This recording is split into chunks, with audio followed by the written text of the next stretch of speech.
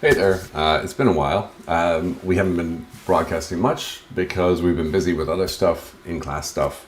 We've been doing a lot lately with the Develop in Swift material for teachers. And the reason why we're starting up again and doing some of these live sessions is to talk to you a little bit about teaching code in schools, especially those that have iPad one-to-one programs. Because I know you teachers have loads of free time and you're saying to yourself, man, I'm really bored. I wish I could add something else to my plate. Why don't I watch some videos on teaching code with iPads? So that's what we're here to do. Now, if you're sitting at home and you've got an iPad of your own and you're like, well, I'm not a teacher, can I still do this? We're going to walk through all of the materials you have. So yeah, you could learn how to code yourself with your iPad. So we're going to take a look. Now, I've got one of these. It's about 6 years old now. This thing works brilliantly, and that's what we're going to do all of our work with.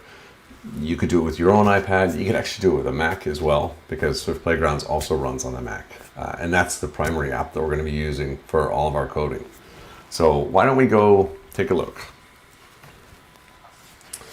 All right, so here we go. You might remember this from last time we were live streaming. We've got our Swift Playgrounds app. So if I open that up, we're going to see there's a few extra things here. There's an app section and a playground button as well, so we can create apps on our iPad now with Swift Playgrounds, which is an amazing new capability. What we're going to walk through is things like getting started with apps, getting started with code, and all the different things you can do with your iPad, especially if you have them in a classroom. Maybe you're not teaching coding, maybe you're teaching some other subject. Well, we're going to take a look at what you can do with these apps to fit this into your curriculum and let your students create in slightly different ways. Before we jump into any of those, though, because we're not going to go too deep today, these will be fairly short sessions because I know you have a limited amount of time. If I go down to the books application, there are a whole bunch of books in the bookstore related to coding. Now, what I've been teaching a lot lately is the Develop in Swift fundamentals, or explorations, or data collections, and those all require Xcode and a Mac. Now, we can build some amazing applications that way, but in the last year, Swift Playgrounds 4 has come out, and with that, we're able to build our own apps. It's a slightly different way of building apps than we've looked at in Develop in Swift, but it's just as valid, and it's just a way of getting our ideas out there and those apps in the hands of people. So if you're brand new to coding, where you probably want to start is up here with Everyone Can Code Puzzles. If you've had a bit of experience, it's worth checking out Everyone Can Code Puzzles and then maybe moving on to Everyone Can Code Adventures.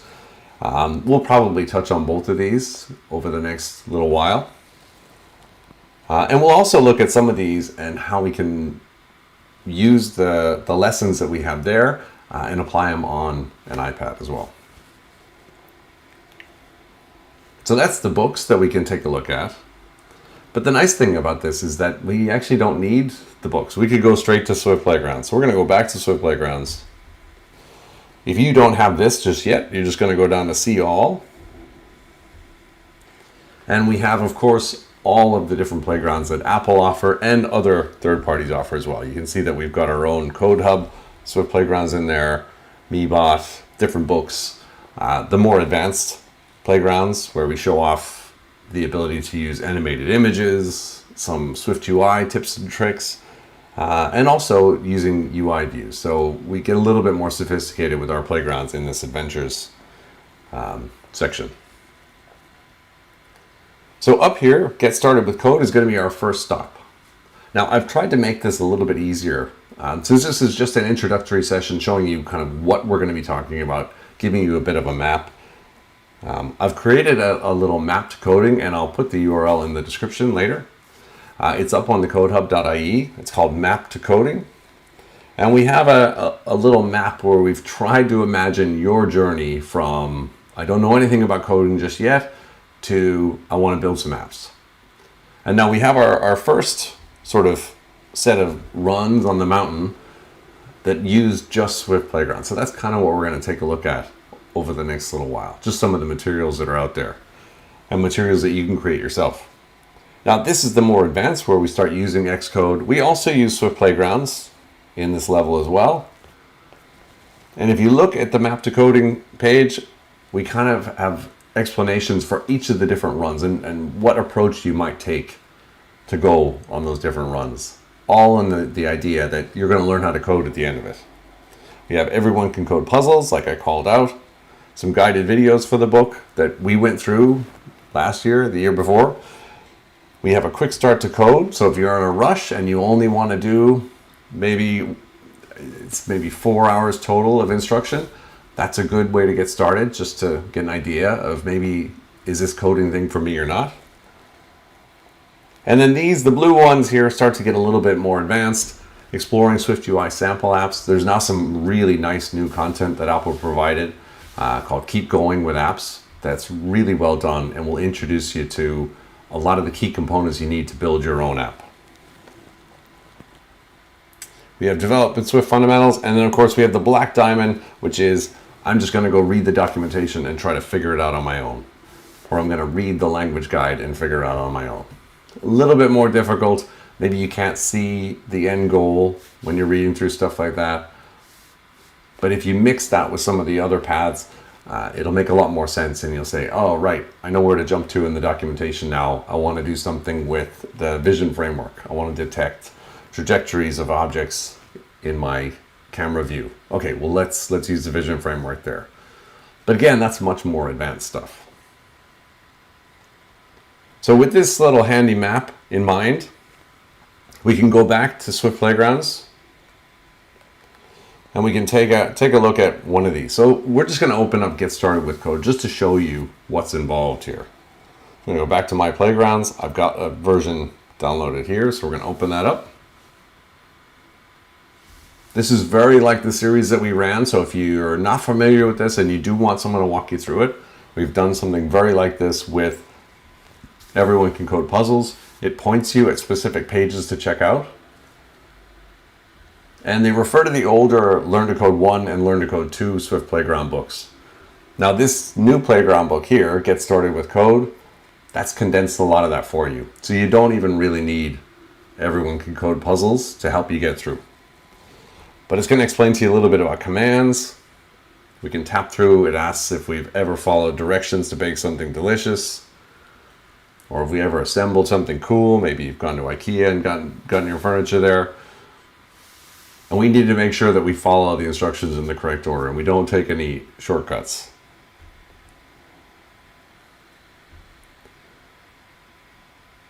So this is a great thing to show in your classroom if you're a teacher or if you're learning yourself. This is actually a really good way to think about what we're going to be doing when we write code. We can see some of the syntax and what our code is going to look like. And we note those matched together words because we can't have spaces in our command names because we're going to start to write some of those ourselves. And then we start coding. So I'm just going to tap on that button there. And if you've done Learn to Code 1, all this stuff is taken from those Playground books. So all of this stuff should be familiar. So maybe this is a refresher for you. And if you want to see, well, what else is there? Okay, cool, we've got issuing commands. I could arrow through and check out what's in each step along the way. You can also tap on this button up here, and it'll show you the list of files. So we've got commands, we've got for loops, we've got conditional code, logical operators, variables, types, initialization, functions. There's a lot going on here, parameters. And by the time we're done, all of that stuff will make perfect sense to us. And we don't have to go through all of it to start getting into code. We'll just kind of pick it up as we go. So here it's just asking me to enter in the correct combo of commands to move byte forward to get that gem. So we're not going to do that in this session. This session is really just to introduce it.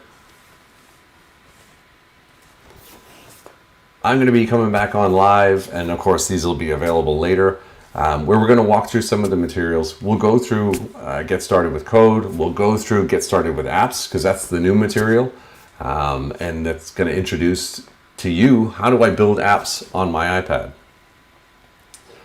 That'll be coming up. There'll be fairly short little bite-sized pieces of content, I think we'll have a lot of fun. I'm really excited to get back on the horse and start showing off this material again, because I think if you have iPads in your school or iPads lying around your house, it's kind of a shame that you're not using one of these amazing tools that's available on the device for free with all this incredible content that can really unlock some amazing abilities for you. All right, so that's it for today. Like I said, short and sweet, and we'll see you again soon.